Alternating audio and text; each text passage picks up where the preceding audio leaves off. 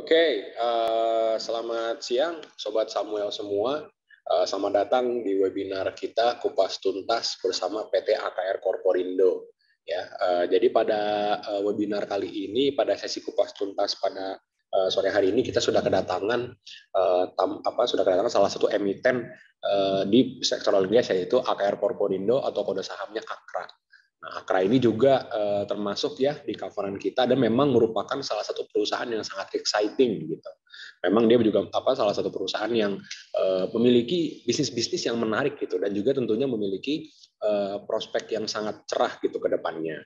Nah, mungkin kita juga sudah kehadiran ini direktur dari AKR Corporindo, Pak Suresh Vembu. Halo, selamat siang Pak Suresh. Selamat siang Pak, apa kabar? Iya, sehat-sehat ya Pak ya? Sehat Pak. Oke, ya. Jadi mungkin pada sore hari ini kita langsung saja ya, mungkin para Sobat Samuel semua sudah tidak sabar ya mendengar pemaparan dari Pak Suresh tentang AKR Corporindo itu apa dan bagaimana sih bisnisnya gitu. Nah, siapa lagi kalau langsung saja kita dengar ya dari ahlinya dan juga langsung dari direkturnya Pak Suresh Vembu. Silakan Pak Suresh Vembu, waktu sudah tepat saya persilahkan. Terima kasih banyak Pak untuk undang AKR Corporindo ke webinar hari ini. Untuk kasih opportunity untuk pembicaraan mengenai prospek perusahaannya dan juga bisnis gimana kita sudah di dalam 2 tahun yang terakhir ya waktu COVID dan juga outlooknya untuk tahun 2022 gimana. Izinkan saya untuk sharing slide saya.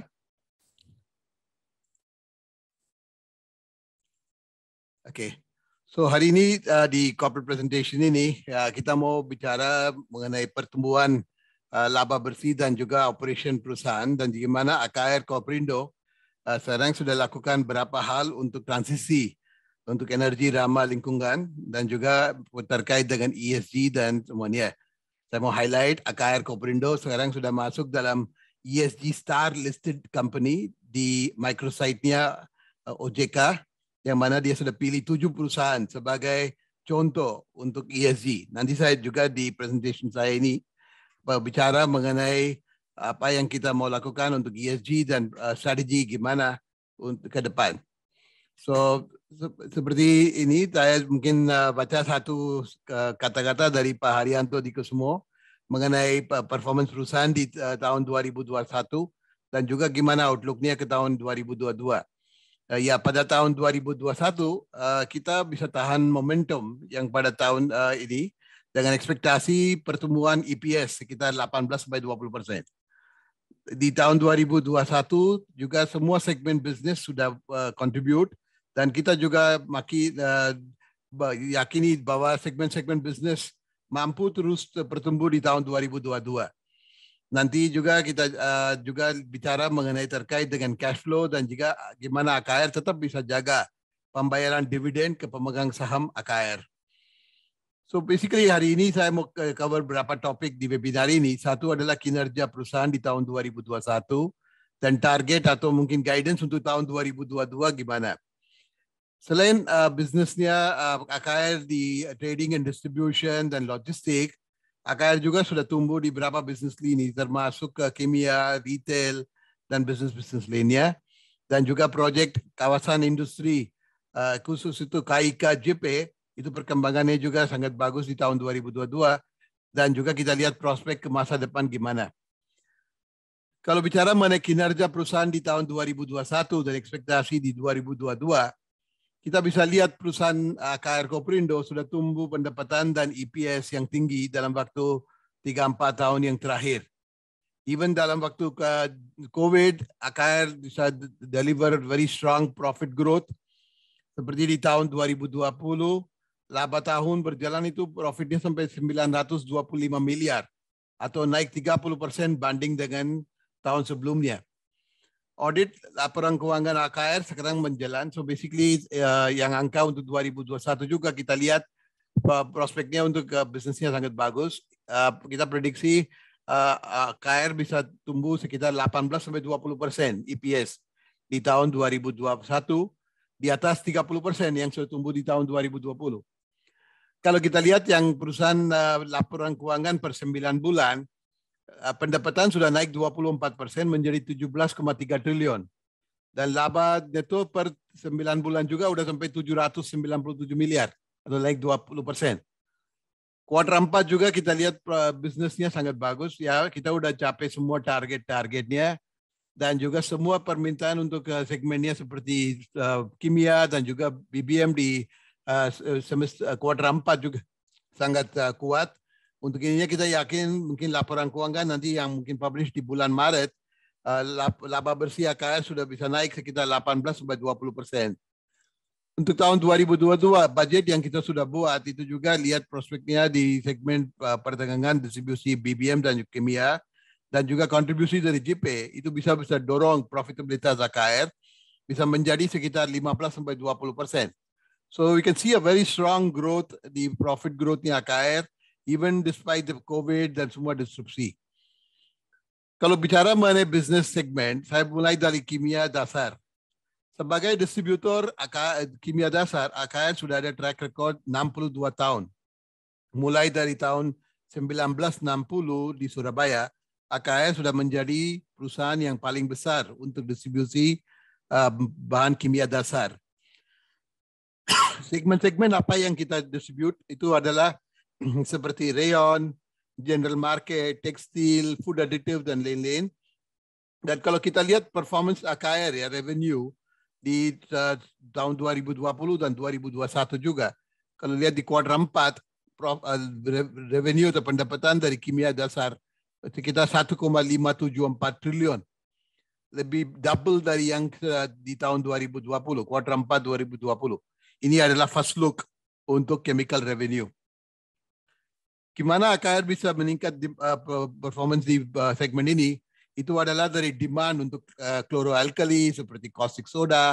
Itu dorong dari industri seperti industri alumina, rayon, dan juga pulp and paper. Juga di tahun ini demand untuk produk seperti soda ash juga dorong dari industri kaca. Dan methanol itu juga dari biodiesel dan plywood. So kalau lihat yang mungkin kimia dasar itu bisnisnya berbasis komisi dengan satu volumenya sudah naik lebih dari 25% banding dengan tahun 2020 dan juga harga kimia dasar semua naik tahun 2021. Dengan ini kita lihat star performer di tahun 2021 adalah kimia. Yang kedua, kalau lihat yang permintaan untuk solar juga atau bisnis BBM, AKR sebagai distributor BBM di private sector adalah yang paling besar ya kalau bicara market share. Tahun 2021 kita bisa capai semua targetnya untuk penjualan volume. Dan demand-nya di tahun 2021 juga agak tinggi dari kemuliaan dari ekonomi dan juga semua kita tahu komoditas seperti mining company semua tahun lalu juga sudah targetnya sudah capai. Juga kita lihat di tahun 2021 ada banyak disrupsi di logistik dan supply chain. Yang mana banyak negara sudah mengalami disrupsi logistik dan untuk dapat produk-produk termasuk energi itu sangat susah. Tapi AKR memiliki infrastruktur logistik yang lengkap, itu bantu juga kenapa AKR bisa lihat revenue growth-nya quarter on quarter terus meningkat. So basically kita estimasi di tahun 2021 AKR sudah grow volume dan juga dapat margin yang stabil.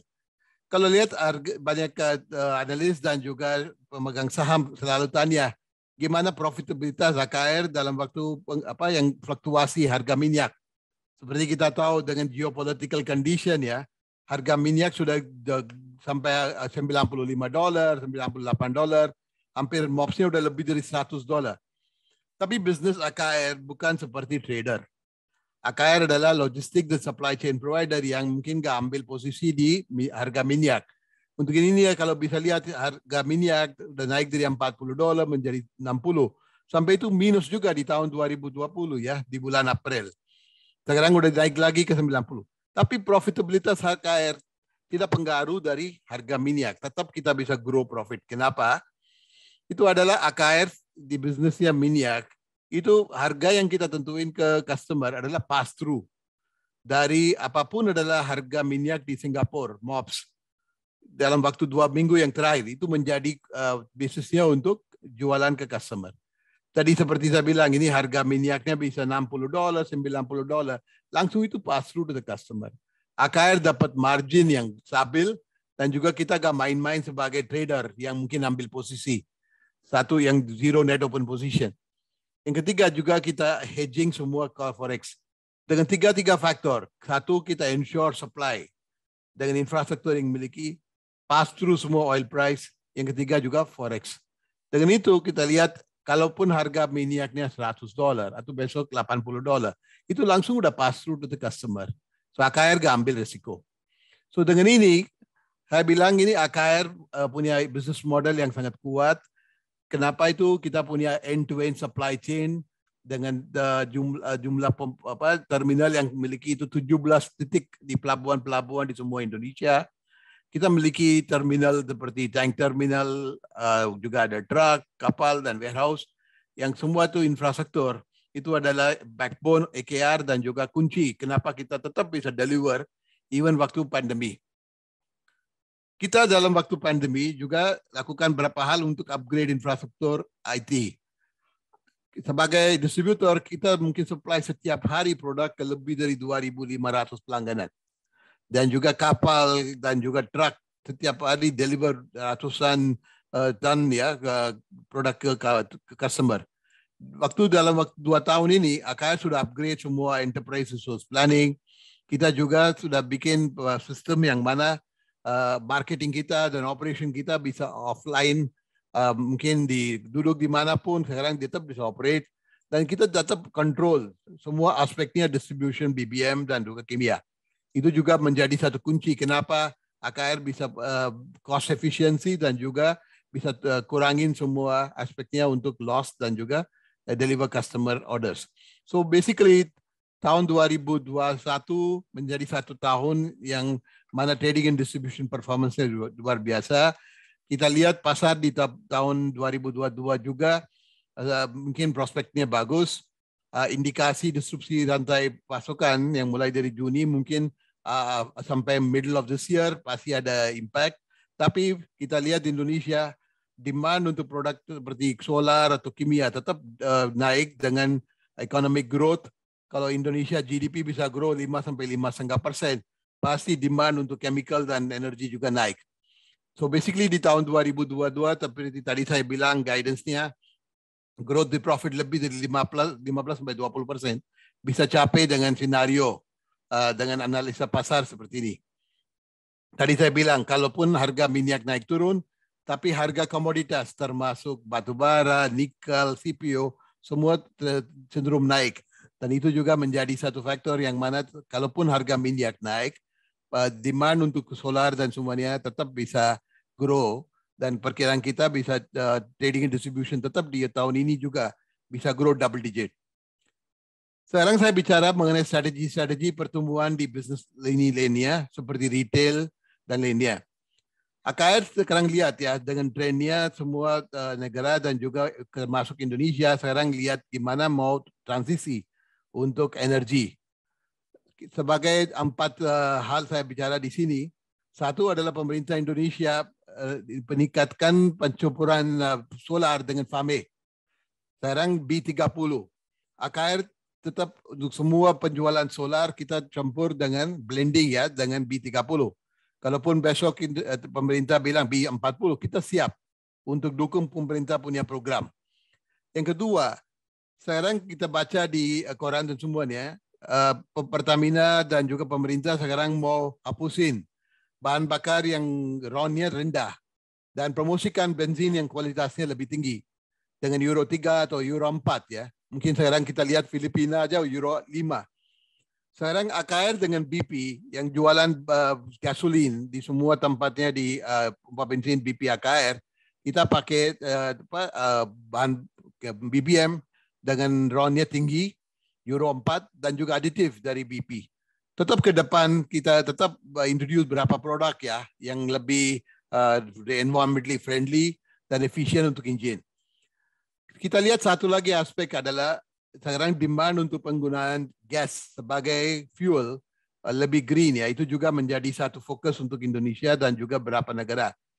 AKR lihat di prospek untuk gas juga sangat bagus. Kenapa? Kita memiliki proyeknya di JP.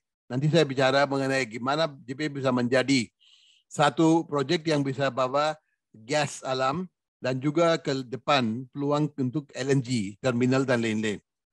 Dan juga sebagai inisiatif dari pemerintah juga untuk dorong electric vehicle dan juga untuk renewable. Kita juga siap dengan BP AKR dan juga dengan JP yang mana kita sudah already install renewable energy. Kalau bicara mengenai retail, itu bukan bisnisnya baru untuk AKR. AKR sejak tahun 2010 sudah masuk ke retail. Kita sekarang memiliki 330 outlet dengan meraknya BP AKR. Yang ini semua banyak yang jualan adalah BBM bersubsidi. Di tahun 2022 kita juga sudah dapat alokasi untuk subsidi. Dari tahun 2019 kita sudah mulai lihat transisi ya untuk BBM ke Euro 4. Untuk itu AKR sekarang sudah lihat prospek untuk bisnis retail juga sangat bagus. Satu yang mungkin tadi saya bilang kalau pemerintah mau reduce around 91 ke bawah, itu bisa jadi satu opportunity untuk BP AKR untuk introduce produk seperti 92, 95, 98 yang bisa kurangin CO2. Yang kedua juga kita mungkin udah ada teknologi untuk produk-produk yang bisa deliver good take. BP AKR sekarang mainly di RON 92, 95 dan 98. Tapi juga ada bisnisnya non-fuel retail. Kalau Bapak Ibu bisa lihat pompa bensin BP AKR, selain jualan BBM dengan BP 90, 92, kita juga ada toko gerai untuk Alfamart, kopi, makanan dan lain-lainnya. Itu bisa juga dorong profitabilitas retail. Sampai hari ini sudah 26 outlet yang sudah buka di Jakarta, Surabaya dan Jalan Tol ya. Kita ada rencana buka lagi sampai 20 sampai 25 outlet di tahun 2022. Akhir tahun ini udah bisa lihat 50 pompa bensin BP AKR. Sekarang sudah ada di Jakarta juga seperti Antasari, ada di Simpruk, ada di Sunter dan lainnya. Juga tadi saya bilang kalau untuk BBM dengan teknologi dari BP itu juga dia pakai teknologi aktif yang bisa ada berapa manfaatnya dan juga lebih efisien untuk engine lah. Selain BP AKR, kita juga ada bisnis sekarang growth-nya di bisnisnya dengan Petronas Chemical. Kita tadi saya bicara mengenai B30 atau B40. Biodiesel industri itu juga pakai banyak methanol. Sebagai distributor methanol atau importer methanol di Indonesia, Petronas market share-nya 52%. Dia kerjasama dengan AKR dengan joint venture Anugerah Kimia Raya yang sudah mulai operasi dari tahun 2021. Kita juga ada rencana untuk tambah berapa produk seperti yang ada dari proyeknya Petronas di Rapid ya, dekat di Johor.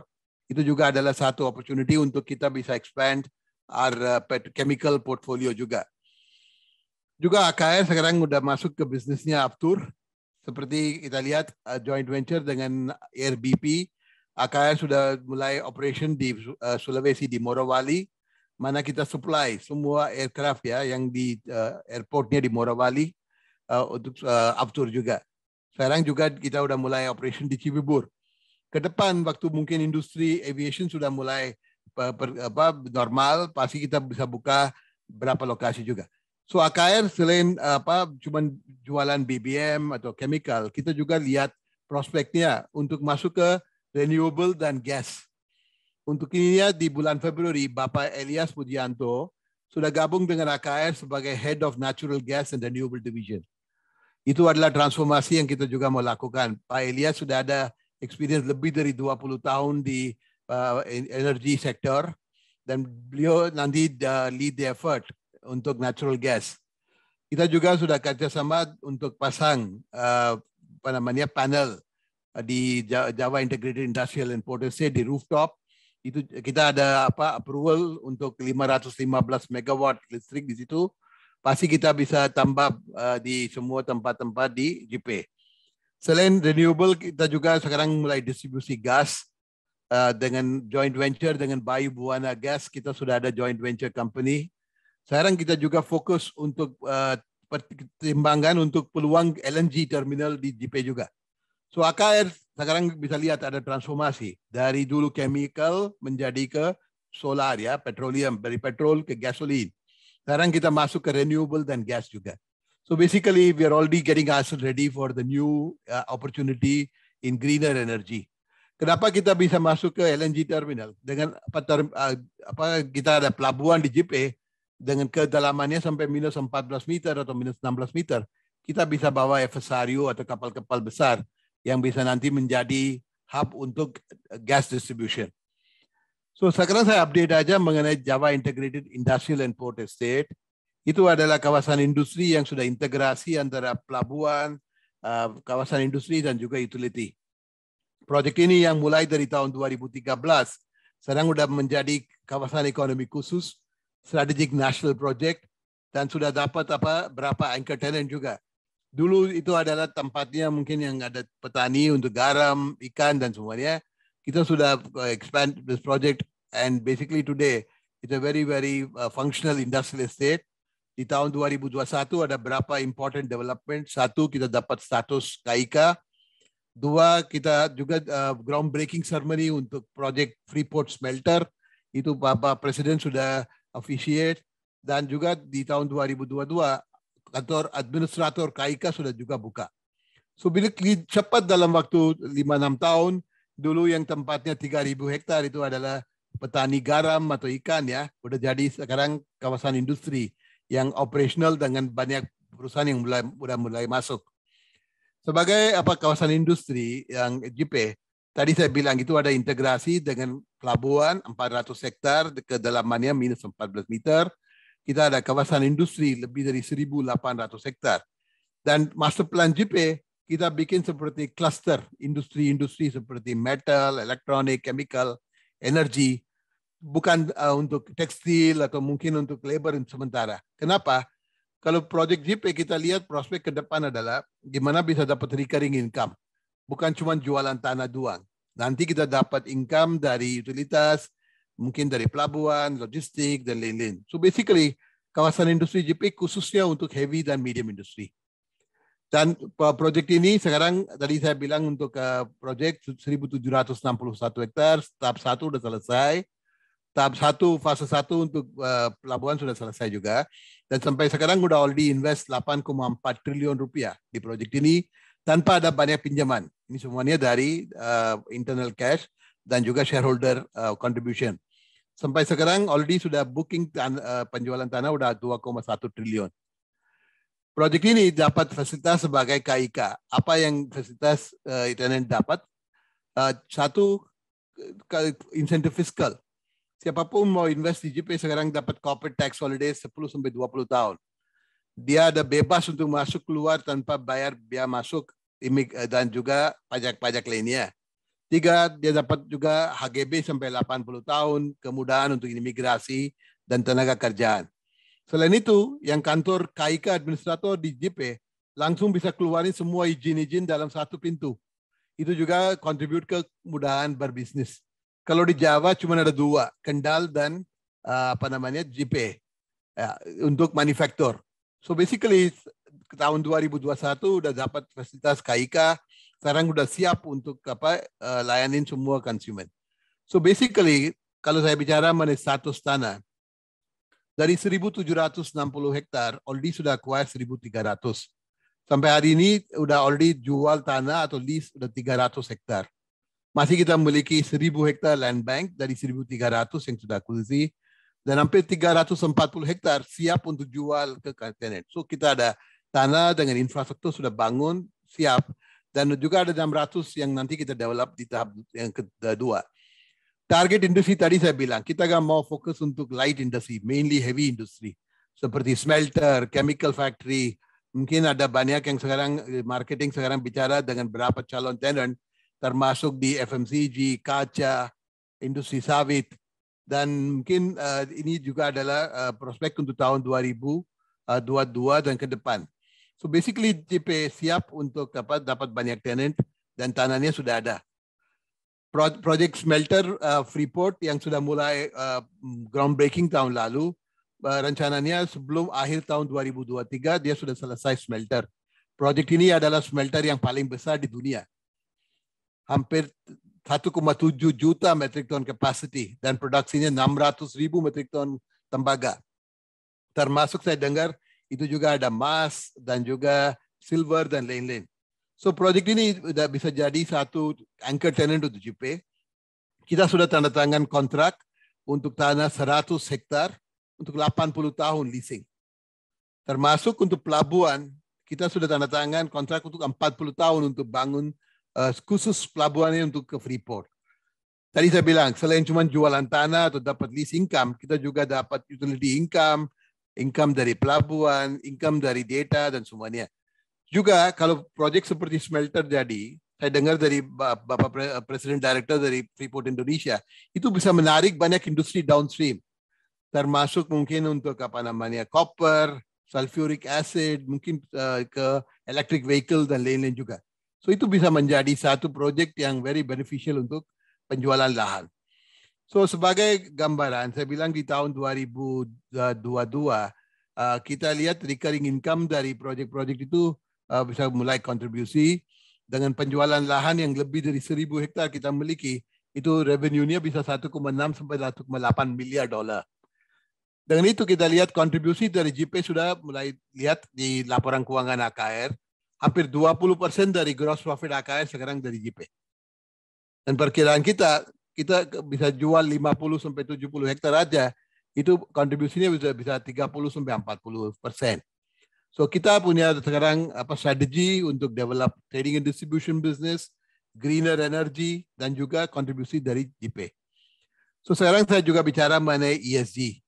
Sebagai perusahaan, AKR sudah mulai pikir mengenai sustainability dan reporting mulai tahun 2013. Bisa lihat di laporan keuangan AKR dari tahun 2013, kita sudah publish sustainability report sesuai dengan GRI standard. Untuk itu kita sudah masuk di ESG Star Company. Dan juga sekarang AKR sudah masuk di ESG LQ 45. Itu adalah indeks baru muncul di tahun 2021. ESG Leaders Index, Sri Kahati Index.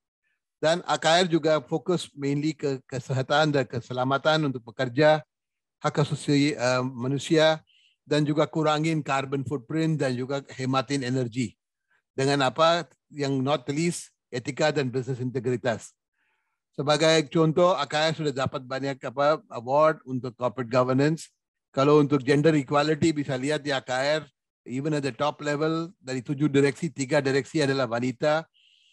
Mungkin juga di operating employees of AKR, banyaknya adalah wanita. So equal opportunity and gender thing. Dan juga kita lakukan banyak hal. Tadi saya sudah jelaskan mengenai carbon emission, energi bersih, dan juga zero runoff water. Kalau untuk S atau social, kita fokus mainly adalah untuk health and safety dan juga untuk beasiswa, untuk karyawan, edukasi ya. So basically dengan ini kita udah masuk di beberapa indeks tadi saya bicara, bangga kita bisa masuk di ESG Star List, ESG LQ45 juga. Ini adalah indeks untuk perusahaan-perusahaan yang mungkin yang ada standarnya dari Kahati ya. So basically we will continue to improve our reporting on ESG dan juga our strategy for sustainable growth. That's why we have a project like JP yang tadi saya bilang bisa menjadi green industrial estate. JP already sudah ada ISO 14001, ISO 45001, dan juga Petroleum and Chemical sudah dapat 9001. So basically we have got all the certification which will help to get a lot more investor. Sebagai perusahaan, AKR punya neraca keuangan dan cash flow yang sangat solid dan kuat. Kalau kita lihat aset AKR sudah grow ke 21,3 triliun per September. On the contrary, kita lihat net gearing AKR sudah turun ke 0,15 kali. Per Desember perkiraan saya itu bisa 0,05 kali. Artinya tidak ada debt di bukunya, sudah cover dengan cash. So AKR has a very strong balance sheet of more than 21.3 trillion. Net gearingnya hampir 0. Dan juga cash flow dari AKR meningkat tahun per tahun. Untuk ininya apapun kita sudah invest dalam waktu 3-5 tahun yang terakhir, itu bisa invest tanpa ada banyak pinjaman. Tetap kita bayar dividen 3,6 triliun dan juga invest di semua proyek tanpa right issue atau pinjaman. So AKR punya cash flow terus meningkat dan juga ROE sekarang udah mulai naik. Sebagai contoh, AKR punya cash flow yang sangat kuat dan juga dividend payout ratio atas 50%. kapanpun kita ada extra cash seperti di tahun 2017, kita ada divestasi aset di China, kita bagi ke pemegang saham. Dan rata-rata atas 50% dalam 5 tahun yang terakhir. AKR selalu bagi dividennya 2 kali per tahun, interim dividend dan final dividend. So maybe for 2021, kita bisa lihat dividen per share-nya bisa naik juga. Kalau profitnya bisa grow 20%, pasti we will reward our shareholders. Untuk ininya kita lihat AKR punya dividen payout juga sangat bagus dan dividen yield-nya atas 3,5% atau 4% gitu. So basically tahun 2021 juga kita lihat trennya di Indonesian stock market dan di dunia banyak domestik dan milenial sudah gabung. Untuk ini AKR sudah lakukan stock split 1:5 dan kita udah lihat already hasilnya. Dulu mungkin 6.000, 7.000 investor domestik, sekarang udah lebih dari 15.000. Mudah-mudahan sekarang dengan harga saham yang jangkau, banyak investor bisa partisipasi juga. Itu adalah summary presentation saya. Perusahaan punya strategi dan juga momentum yang kuat, pendapatannya kuat. Kita ada berapa segmen seperti GP yang udah mulai kontribusi, dan juga perkembangan bisnisnya retail, kawasan industri, bisa juga contribute ke profit growth of AKR. So with this presentation, I hand it back to Bapak for question and answers. Terima kasih.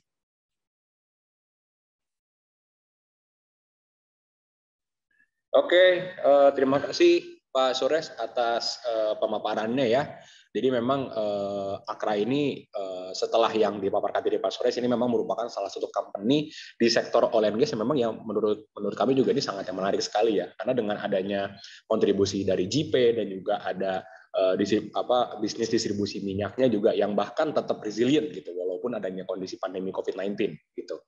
Nah mungkin sobat Samuel semua ya setelah kita melihat pemaparannya tidak lengkap nih kalau kita tidak melihat company profile Akra ini seperti apa. Nah, mungkin setelah ini kita akan menampilkan nih sobat Samuel semua sedikit a glimpse dari company profile Akra ini seperti apa seperti itu.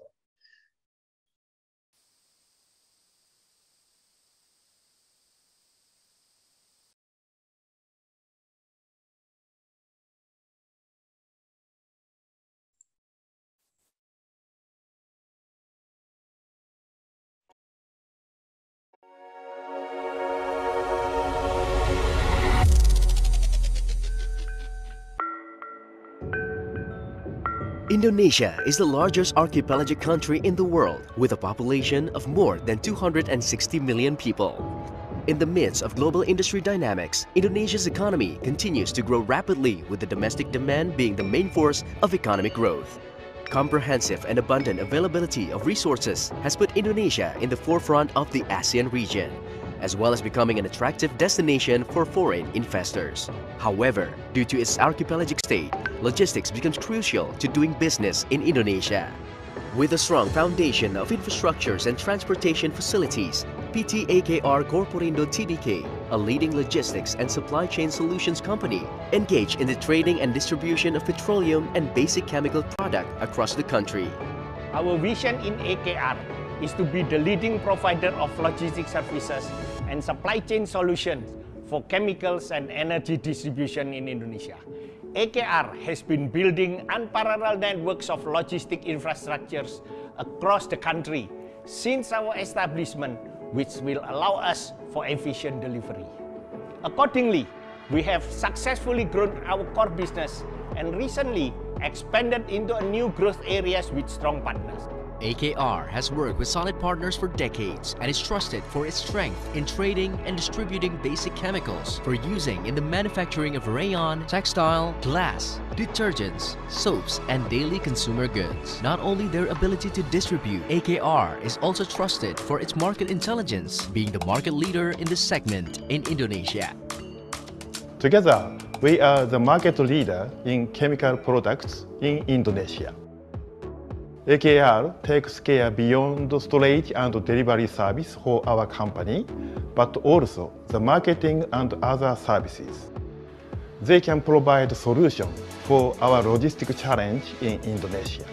along with the strengthening of its logistics infrastructure. In 2005, AKR started distributing fuel to industrial customers, such as mining, power plant, shipping, and manufacturing. The fuel products offered have expanded from diesel to gasoline and new markets such as aviation. All our products distributed are always monitored for every movement, right from our storage tanks until they reach customers. AKR continues to explore innovative technologies, striving to make its business operations to be more effective and efficient. Keselamatan dimulai dari diri saya. Kami berkomitmen bekerja dengan aman dan selamat. Keluarga menanti di rumah. Safety is our way of life. Beyond providing distribution services to the industry, since 2010, AKR was licensed to develop fuel stations for vehicles and fishermen. This collaboration between the government and AKR continues in order to support the distribution of biodiesel and one-price fuel policy in remote areas. The size of the market for the retail industry in Indonesia attracted foreign investors to collaborate with AKR. One of the key reasons that BP have secured a partnership with AKR is because AKR possess an extensive infrastructure across its network and all throughout Indonesia. It includes tank storage, vessels and trucking, and supports BP in seizing the opportunity in this fast-growing and unpenetrated Indonesian market. AKR, along with Pelindo 3, have expanded into industrial estate and integrated port project. The Java Integrated Industrial and Port Estate JIPE was developed to provide one-stop logistic and energy solutions to manufacturing industries. JIPE is the first integrated industrial estate in Indonesia with a total area of 3,000 hectares consisting of industrial, port, and residential areas with the concept of an independent city. Its location in Gresik, East Java, provides multi-modal access such as toll roads, railway lines, and deep sea port. It provides connectivity to both domestic and international markets. Human resources are pivotal for our sustainable future.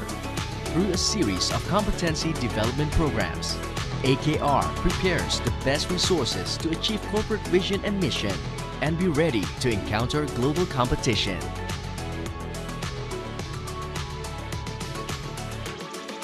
With the right strategy and accuracy in work, AKR continues to optimize its potential to build sustainable values towards better development.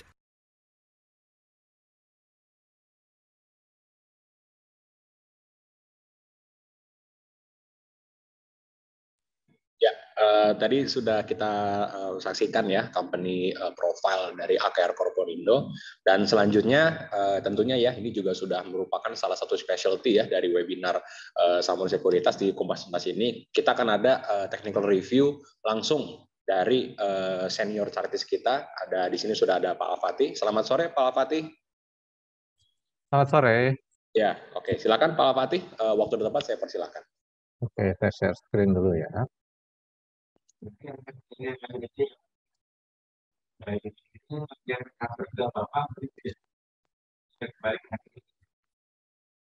baik ya.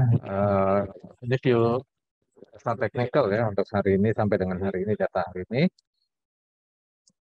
Ya, kita lihat dulu IHSG kita ya. Jadi IHSG kita setelah cukup lama ya, dari Oktober itu kondisinya sideways, kemudian sudah mulai bergerak uptrend ya. Memang ada koreksi-koreksi, tapi koreksinya masih koreksi sehat dan tidak masuk kembali ke area-area sideways sebelumnya ya. Jadi ini masih dalam kondisi uptrend. Hanya saja memang uptrendnya ini tertahan lagi ya di harga-harga tertingginya gitu ya, sehingga kemungkinan ada koreksi dulu, tapi selama koreksinya tidak masuk lagi ke area-area sideways, tren naik ini masih ada gitu ya. Nah, dalam pola sideways dari Oktober itu targetnya arahnya kira-kira ke arah 6950 sampai dengan 7000. Kemudian sektor rotationnya itu saat ini IDX Energi, tempat Akra ini berada, itu berada di kanan atas ya. Jadi ini yang sangat leading dan juga improving ya. Jadi ini dia jauh lebih baik daripada IHSG. Nah, ini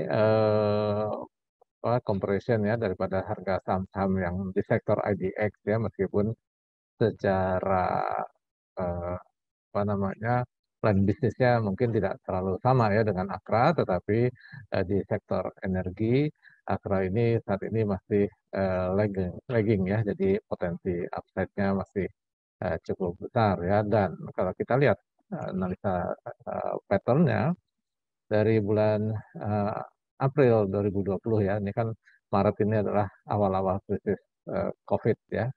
Nah ini kemudian dia sudah rebound dan sekarang polanya adalah pola up channel ya, dengan support kuat ya, karena ini dari bulan Oktober 2020 itu sekarang harga sudah di daerah support kuat, sehingga risk reward ratio-nya sangat bagus sekali dengan resistance yang kuat ada di sekitar 860 sampai dengan 1000 ya, dengan batas risiko di sekitar 650-600 ya, di 700 sebagai batas risiko, nanti buyback lagi di 655-600. Saat ini probability-nya cenderung untuk naik daripada untuk turun ya, jadi ini opportunity sangat baik untuk Akra.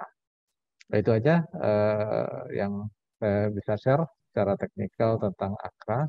Silahkan Farah. Oke, terima kasih Pak Al-Fatih ya atas review teknikal dari AKR ya. Jadi memang secara teknikal juga ada banyak sekali hal menarik yang dapat kita perhatikan nih, gitu Sobat Samuel semua. Nah, mungkin selanjutnya kita langsung saja ya langsung ke Q&A ya. Ini mungkin sudah ada beberapa pertanyaan yang masuk dan pertanyaan ini seru-seru juga nih Pak Sures. Ya. Mungkin langsung saja ya kita mulai pertanyaan pertama dari Joe EY. Nah, ini ada 2 pertanyaan nih Pak Sures. Nah, pertanyaan pertamanya, konsep SDG yang diterapkan pada JP dari awal itu apakah mempengaruhi harga jual dari JP seperti itu. Jadi mungkin pertanyaannya lebih ke, kan Akra ini kan sangat mengedepankan ESG dan juga SDG gitu. Nah, ini mempengaruhi nggak nih harga jualnya dari JP gitu. Nah, mungkin pertanyaan kedua, ini kira-kira berapa sih target omset dan keuntungan yang diharapkan dari industri baterai untuk mobil listrik seperti itu, dan apakah kira-kira baterai mobil listrik ini akan menggantikan BBM konven gitu secara totalitas. Mungkin itu sih pertanyaan pertama dulu dari Joe. Silakan Pak Sures apabila ingin dijawab. Ya, boleh. Saya share aja yang screen-nya mengenai ESG yang kita terapkan di JP ya. Satu, kawasan industri JP waktu kita juga udah master planning, sudah bikin kawasan industri dengan zero runoff of water, termasuk juga untuk hijau dan juga renewable. So overall if you see, JP sudah already ada fasilitas seperti wastewater treatment, dan juga kita udah masuk sekarang ke energi renewable di JP. Tadi saya udah kasih tahu mungkin ada berapa itu ya, kita sudah already install rooftop energy panel, dan ke depan dengan banyak industri-industri yang masuk, kita juga bisa tambah panel untuk electric panel ya, untuk solar panel sebagai satu plus point untuk banyak tenant. Betul, banyak tenant sekarang udah mulai tanya gimana strategi ESG atau mungkin green industrial estate di JP. Dan sekarang di JP kita nggak pakai batu bara sama sekali untuk listrik, atau mungkin kita juga untuk tenant-tenant kita. Sekarang sudah ada already joint venture untuk natural gas. Tadi saya bilang dengan kita punya pelabuhan yang sangat besar ya di JP, itu juga bisa menjadi satu lokasi untuk kita bisa bangun LNG terminal. Mungkin FSRU atau itu bisa menjadi satu tempat. Masalah ini kalau FSRU itu butuh sekitar minus 14 sampai minus 16 meter untuk draftnya. So basically JP pelabuhan juga di master planning sudah ada rencana untuk LNG di JP. Itu juga bisa menjadi satu plus point untuk ESG dan juga untuk distribusi gas ke depan. Termasuk itu mungkin JP juga di semua water, kita juga ada collection of wastewater, zero run out of water, no usage of groundwater. Pasti ini juga adalah faktor-faktor yang banyak tenant kita tanya, adalah gimana environmental concern-nya dari kawasan industri. Dan juga semua tenant-tenant di JP itu bisa pakai langsung programnya klik. Dia gak butuh bikin AMDAL dan semuanya sendiri ya. Dia bisa pakai AMDAL-nya kawasan industri dan langsung bisa mulai proses semua izin-izinnya di JP. So semua itu udah lengkap dan kita udah pikir untuk aspeknya the environment dan juga untuk ESG. It can also be a big point for us to get a better price dan juga bisa menarik banyak investor juga. Yang kedua mengenai battery ya. Satu aspek kita lihat yang kemarin saya lihat baca dari press release-nya dari Freeport. Sekarang dengan copper, 600,000 metric ton copper yang mau produksi di copper smelter di JP, itu juga bisa menjadi satu bahan baku yang penting untuk industri electric vehicle and battery. So I think we are already see some amount of interest untuk customer atau mungkin tenant yang cari lahan untuk battery. So I think we can look at battery industry juga di JP. And there have been couple of visits juga dari beberapa perusahaan battery untuk JP ya, untuk dilihat. So plus point adalah kita ada pelabuhan, kita juga ada nanti ada copper smelter. Byproduct dari copper smelter adalah sulfuric acid. Itu juga bisa menjadi satu bahan baku yang butuh banyak industri seperti electric vehicle dan juga chemical lainnya. Yang kedua, tadi saya bicara mengenai perkembangan untuk electric vehicle. Masih di electric vehicle ya, masih sekarang di Indonesian government juga sekarang fokus gimana itu bisa tambah jumlah kendaraan listrik. Juga waktu mungkin di JP, di BP AKR ya, kita juga ada rencana untuk tambah electric charge point ya di semua pompa bensin BP AKR. Mungkin dalam waktu 3-4 tahun jumlah kendaraan listrik di Indonesia bisa meningkat juga, itu bisa menjadi satu faktor yang kita bisa accommodate di BP AKR. Kita udah mulai siapin semuanya untuk development-nya terkait dengan ESG dan juga mengenai electric vehicle development di Indonesia. Makasih. Oke, terima kasih Pak Suresh atas jawabannya ya. Jadi sudah cukup komprehensif ya. Jadi bagaimana nih pengaruhnya ESG tadi gitu terhadap harga jual JP seperti itu. Nah, mungkin selanjutnya kita langsung saja, ini juga sudah ada pertanyaan menarik dari Ibu Paula ya. Ibu Paula ini menanyakan kenapa tadi kan sempat mungkin Pak Surya sudah mention ya di awal presentasi kalau Akra itu mengacu harganya kepada MOPS atau Mean of Pledge Singapore gitu. Nah, mungkin pertanyaannya kenapa sih Akra ini ketika dalam distribusi minyak itu mengacunya kepada MOPS tersebut gitu, tapi bukan mengacunya ke harga acuan minyak yang lainnya seperti misalkan WTI atau Brent seperti itu. Betul. Ya, betul, ini kita benchmarknya yang kita pakai untuk solar, gasolin di Indonesia itu adalah MOPS ya, Mean of Pledge Singapore. Bedanya apa dengan WTI atau Brent? WTI, Brent itu untuk crude. MOPS adalah benchmark untuk refined product. Seperti di Dubai atau ada seperti MOPS ada benchmarknya untuk refined product. Kalau WTI atau mungkin Brent itu terkait dengan crude oil. Kalau ini crude oil plus refinery margin itu menjadi refined product. So basically when you're selling the product seperti gasoline atau mungkin solar atau diesel ya, itu semua pakai dia MOPS. Juga Pertamina dan semua player-player di region dia pakai MOPS sebagai benchmark. So di bedanya adalah WTI Brent adalah crude oil yang belum proses menjadi produk. Kalau produk itu pakai MOPS. Oke, baik. Mungkin ada pertanyaan follow up saja nih dari saya nih Pak Suresh gitu.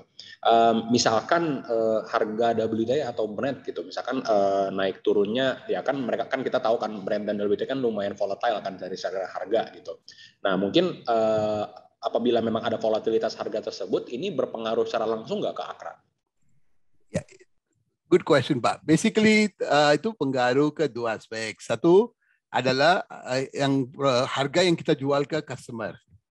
Misalnya apa ya? Saya coba explain dengan satu example. Misalnya produk kita mau jual dari 1 Maret tanggal 1 Maret 2022 sampai 15 Maret 2022. Yang harga yang kita tentuin tanggal 1 Maret itu berbasis adalah harga yang 2 minggu yang sebelumnya. Misalnya dari 10 Februari sampai 30 Februari gitu, 28 Februari. So apapun adalah average price di sini itu menjadi benchmark untuk harga immediate fortnight.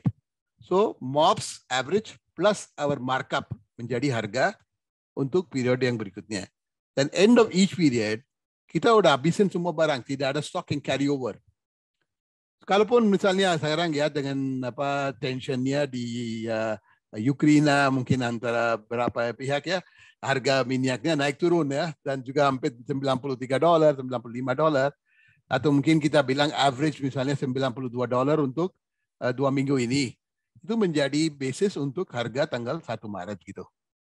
Misalnya ini semua aspeknya udah selesai, tanggal 1 Maret sampai 15 Maret harga minyak udah turun ke $85, ya langsung kita pass through to the customer. So customer will get the benefit of lower oil price. Atau mungkin dia pay juga kalau harganya naik, tetap yang customer yang bayar, bukan AKR yang tanggung jawab itu. Tapi kita lihat ya, dengan situasi sekarang di Indonesia, dengan harga-harga komoditas semua sudah mulai naik trennya kan. So tidak pengaruh banyaknya demandnya untuk solar itu. Masalahnya sekarang kalau kita lihat coal, nikel, semua itu ya, harganya rekor ya. So basically they are in a much better position. So there should not be a fall in the demand because of high oil price. So dua aspek, AKR gak main-main di trading oil. Kita business model adalah stable margin per liter. Yang kedua adalah business sekarang di Indonesia, commodities are all in a high range, dan juga ada banyak isu mengenai logistik. Mungkin di bulan September sampai November banyak negara gak dapat supply-nya, ada banyak supply energy, chemical, all places have had issues. So perusahaan yang sudah punya infrastruktur logistik yang kuat yang dapat benefit. So I don't think oil price going up now should really impact the demand for diesel. Ya, actually dengan apa namanya kita lihat yang pemerintah juga sekarang udah mulai hapusin around 88, mau naikin semua ke 92, 95.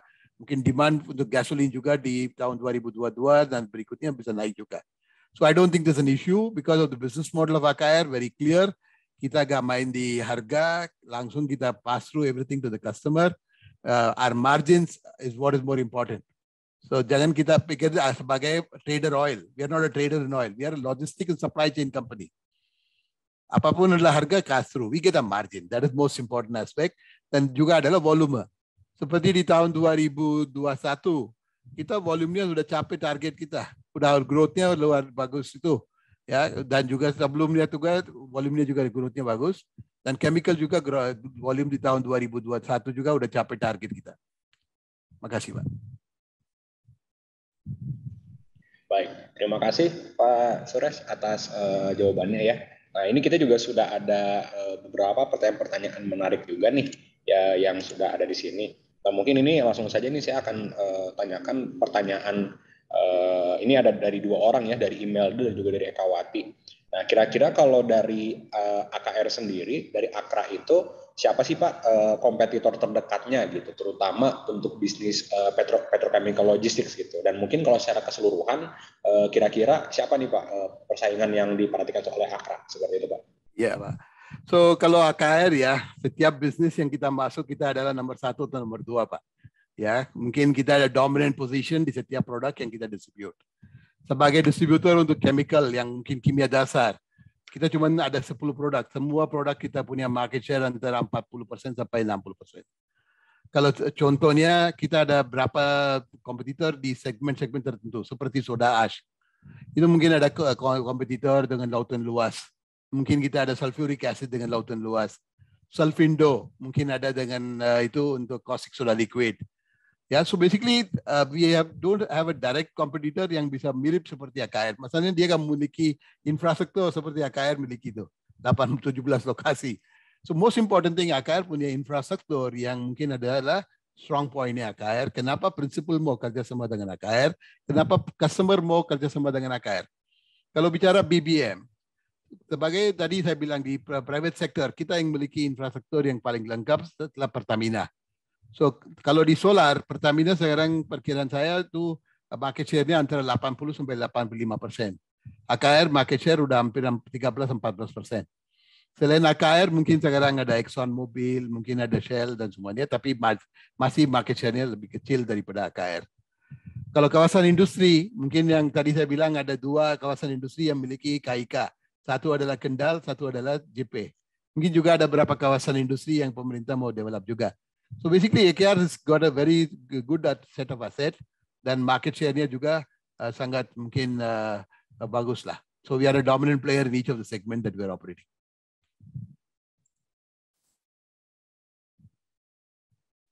Oke, terima kasih Pak Suresh atas pertanyaannya. Mungkin kita masih bisa ya untuk satu atau dua pertanyaan lagi.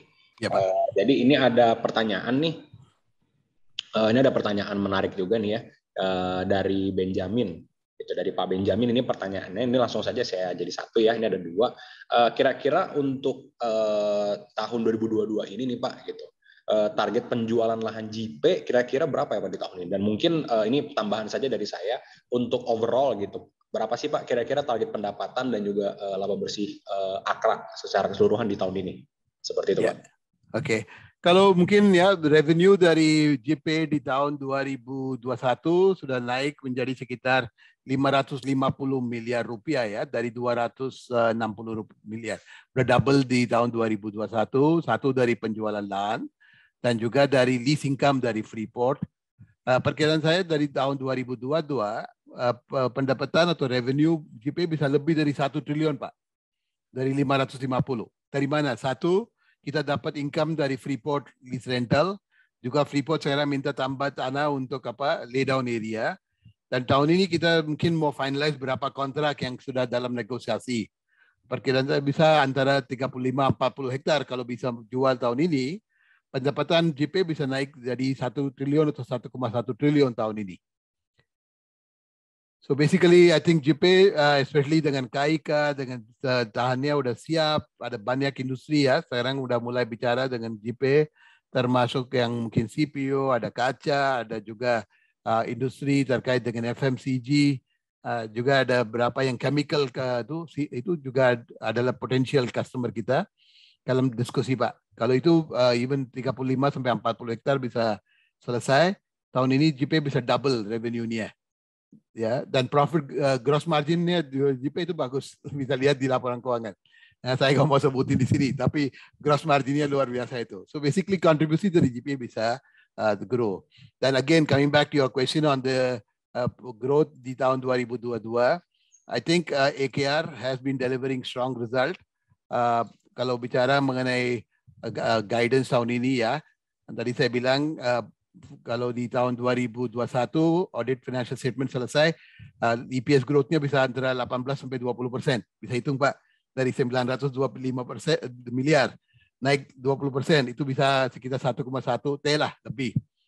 Kalau tahun ini bisa guidance-nya 15 sampai 20%, ya itu my expectation the total profit should be about 1.3 trillion lah. Dengan asumsi konservatif. Kalau bisa jual banyak tanah ya, gitu mungkin bisa lebih besar juga. So overall, I think we can continue to maintain double-digit growth in our EPS growth tanpa ada any issue regarding cash flow atau risiko-risiko. We see the business conditions di tahun 2022 juga sangat bagus untuk bisnisnya dan juga Indonesian economic growth dan juga demand-nya di mineral dan segmen-segmen lainnya. Trading and distribution business in tahun 2022 juga bisa contribute lumayan Pak untuk profit growth-nya AKR. So EPS, I think this is what I'm trying to guide ya, subject to audit ya sekitar 18-20% naik dan tahun ini 2022 antara 15-20% Pak. I think it's a company which has been growing at a very sustainable growth rate dan juga ada beberapa aset seperti yang mungkin yang tadi saya ceritakan beberapa inisiatif ya, termasuk JP, termasuk yang green energy. So I think we are quite on track to delivering double-digit growth for the near future lah.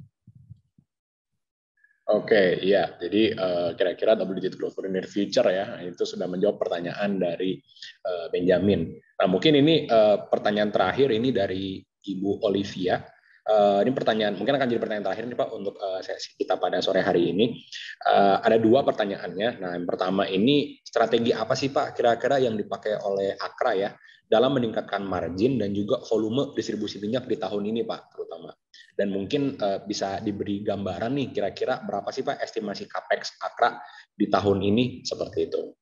Ya, I think demand growth untuk BBM itu bisa lihat di gambaran ini ya. Di semester 2 juga di tahun 2021 lumayan growth-nya which is driven by volume growth dan juga selling price. Tahun 2022 juga ekspektasi kita untuk trading and distribution termasuk petroleum ya, itu berusaha growth 10-12%. Itu adalah dari satu volume growth dari industri mining, industri general market, dan juga kontribusi dari retail. Tadi saya bilang kita mau tambah juga 25 pompa bensin detail, termasuk mungkin yang dari customer lah, dengan harga komoditas semua masih bagus. I'm sure many coal company, nickel dan copper companies are also discussing the target. Kita lihat tahun ini juga masih di prospectus quite good. Kalau bicara mengenai apa namanya, sorry I didn't get the second question Pak, can you repeat? Kira-kira berapa capex untuk capex? Ya. Oke. Mungkin sekarang kita lihat ya, dalam waktu 5 tahun yang terakhir AKR sudah invest lebih dari 7 triliun Pak untuk capex. Tapi tahun ini I don't think there'll be much of capex. Maybe antara 300-400 miliar Pak. Tapi untuk tambah bomba bensin atau apa, kita mungkin ada berapa tenant-tenant yang kita mau kerja sama juga. So I think capex should not be quite big. Mungkin I think let me show the itu ya. Nah, bisa lihat ini Pak. Mungkin yang dalam 5 tahun yang terakhir dari tahun 2016, AKR sudah biayain 11 triliun. Mungkin sudah invest lebih dari 3 triliun untuk ekspansi logistik, 3,6 triliun di JP, dan BP Retail sudah 400. Ini kontribusi dari kita. Partner kita juga sudah contribute.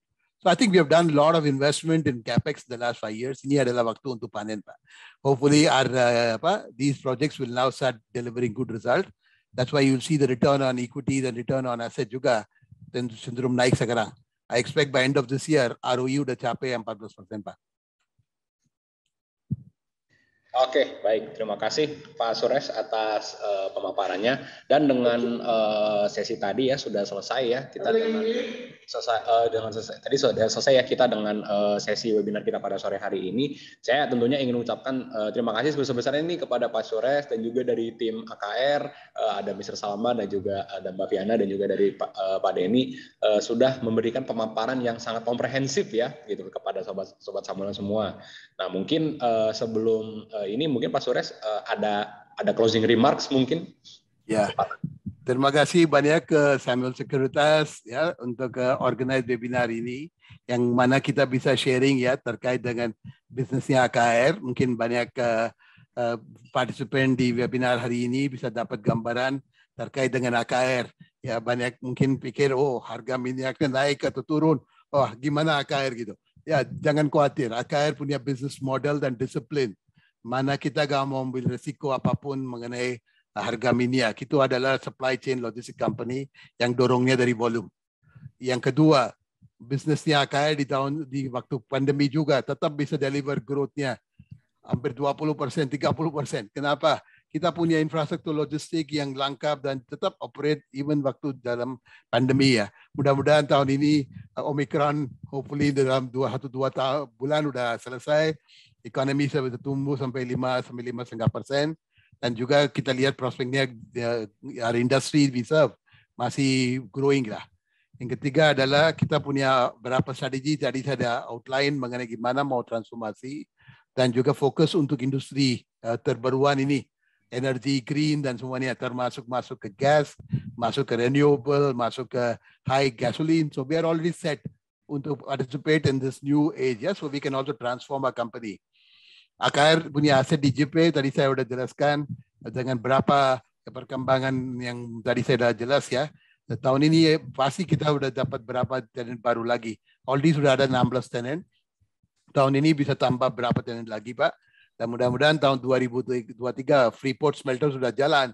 Pasti ada banyak pabrik-pabrik juga masuk.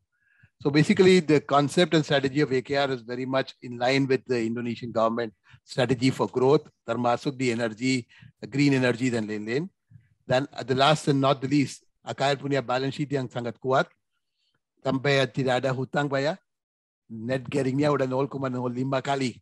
Dan juga dividen tetap kita bayar, dan I expect payout to increase this year further Pak.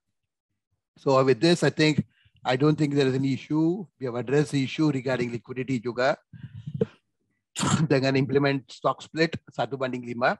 So I'm sure now the stock is much more attractive to millennials dan juga untuk investor domestic. Hopefully they will slowly support AKR.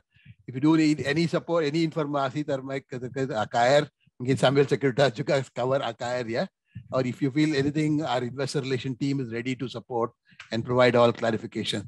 Once again, thank you very much for providing an opportunity to AKR management. Ya, makasih. Ya, terima kasih Pak Suresh ya atas closing remarks-nya. Jadi benar ya tadi ini juga sesuai ya dengan yang Pak Suresh bilang. Memang AKR ini merupakan salah satu company yang kita cover juga nih Sobat Samuel semua. Nah kita juga melihat AKR ini benar ya sesuai dengan yang tadi dipaparkan oleh Pak Suresh dan juga tim AKR. Kalau memang ke depannya AKR ini memang memiliki potensi untuk menumbuhkan bahkan pendapatan hingga bottom line-nya itu sebesar 2 digit ke depannya. Nah ini juga didorong oleh stabilitas dan juga resiliensinya gitu, terutama dari bisnis distribusi minyak dan chemical trading, dan tentunya ada hal menarik juga yang perlu kita perhatikan dari GP gitu, di mana GP ini ke depannya akan memberikan kontribusi yang cukup signifikan ya Pak Suresh ya, dan juga memberikan kontribusinya itu dalam bentuk recurring income gitu. Jadi bagi Sobat Samuel juga yang memang ingin masuk kepada sektor oil and gas tapi memang ingin mencari company yang memiliki competitive advantage yang menarik dan juga memang memiliki stability yang juga cukup tinggi, AKR ini juga jadi salah satu solusinya. Dan yang memang benar juga tadi kata Pak Suresh, balance sheet AKR juga relatif strong ya dengan debt yang juga kecil tapi memang juga tetap membagikan dividen nih. Jadi ini cocok sekali nih buat dividen investor yang ingin membeli AKR. Dari Samuel Sekuritas sendiri kita memiliki target price sebelum stock split itu kita 4.900, tapi setelah stock split kita menjadi 980. Tadi hari ini kan closing di harga 730, jadi kita memiliki sekitar upside itu sekitar 34,2%. Tapi tentu saja ini disclaimer on ya, dan memang dijadikan sebagai referensi saja. Nah, Sobat Samuel yang ingin membeli saham AKR Corporindo atau AKRA bisa langsung saja membeli melalui STAR atau Samuel Trading Active Real Time ya. Benefitnya banyak sekali dari STAR ini, salah satunya itu kita bisa langsung buka online dan juga proses pembukaan hanya cukup sehari, dan juga kita tersedia di baik di mobile maupun di App Store dan juga di Android Store seperti itu. Jadi jangan lupa apabila Sobat Samuel semua ingin membeli saham AKRA atau AKRA ya dengan harga tadi potensi harga di 980 menurut analisis kami, ini silahkan bisa membelinya langsung di STAR atau Samuel Trading Active Real Time. Mungkin itu saja untuk pada sore ada sarang juga sudah malam ya. Pada malam hari ini saya mengucapkan terima kasih sebesar-besarnya terutama kepada tim AKR Corporindo ya yang sudah bersedia hadir dan juga bisa memberikan pemaparan yang sangat komprehensif gitu, dan juga saya mengucapkan terima kasih kepada Sobat Samuel semua yang sudah hadir di sini. Jangan lupa juga untuk follow Instagram kita di @samuelsekuritas_indonesia dan juga di YouTube kita Samuel Sekuritas Indonesia, dan juga jangan lupa untuk follow Clubhouse kita karena kita akan selalu ada sesi-sesi diskusi berikutnya, dan apabila tidak ingin ketinggalan acara-acara seperti Kupas Tuntas ini, jangan lupa dipantau terus di Instagram kita ya, seperti itu. Dan itu mungkin itu saja ya dari pada malam hari ini. Saya Farah Suharan, Equity Research Analyst dari PT Samuel Sekuritas Indonesia, mengucapkan selamat malam, semoga sehat selalu, dan sampai jumpa di acara Kupas Tuntas berikutnya. Terima kasih semuanya. Selamat malam, makasih.